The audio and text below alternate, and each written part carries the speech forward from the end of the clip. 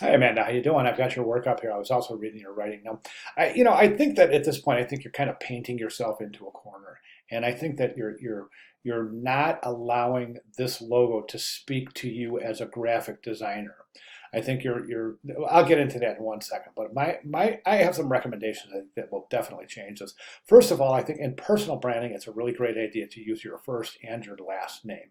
I also think it's a really super versatile and super effective combination of using your first and last name along with your discipline, and then also with either a one initial, like maybe A for your first name, or the F for your last name, or a monogram, which is AF, indicating your first and last name, in addition with your name and then your discipline.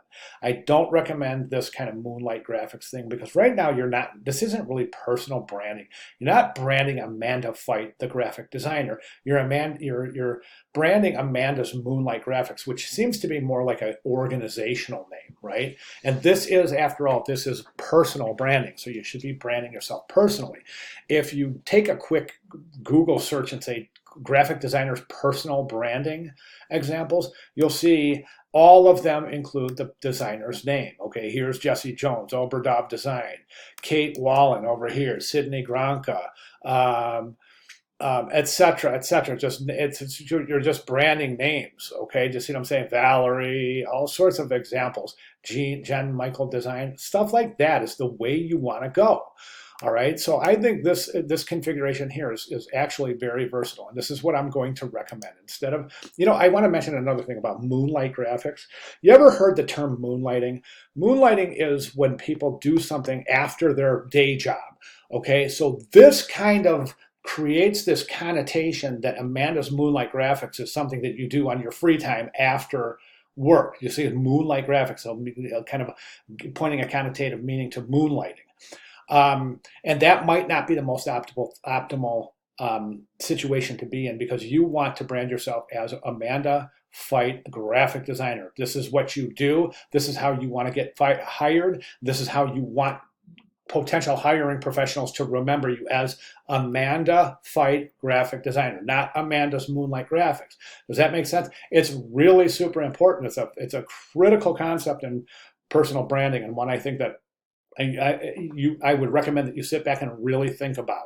Okay, so what I would like to see you do is create a logo or an initial.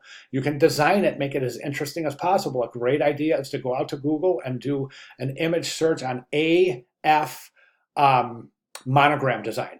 Not to try to find something there that you can use, but try to get some ideas of how you can design your own monogram. At that point, I would say you present the monogram like this. So here's the monogram, AF, then next to it, Amanda Fight graphic designs. Or you could even center it. So you have the monogram, then underneath it, Amanda Fight, then underneath that centered in a smaller typeface, graphic design. Okay, so we can kind of see that configuration here. Here's the logo, here's the name, and here's the discipline. And what we see here is good hierarchy, okay? So the name is bigger than the discipline. Why? Because the designer's name is probably more important. That the designer feels their name is more important than their discipline and something that should be remembered in terms of hierarchy. So hierarchy in this example points to monogram first position, second position, Amanda Louisi, and third position is brand identity designer. Okay, so try that. I highly recommend you move in that direction, as that is going to be much, much more successful personal branding in terms of versatility, memorability, usability, and versatility.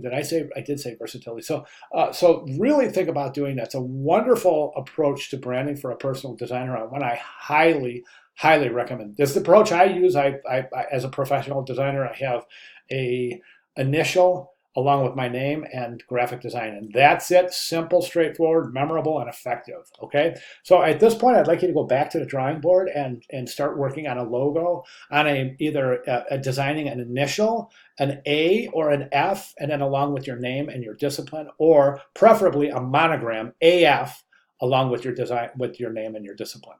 Okay, if you go ahead and work towards that goal and submit right here when you have something to look at. I'll be glad to make additional comments. But try to get your logo done quickly because we're going to start applying the logo to different materials next week. So, all right, if you have any questions at all, Amanda, please let me know. I'll be glad to make any necessary clarifications. Thank you very much for sharing.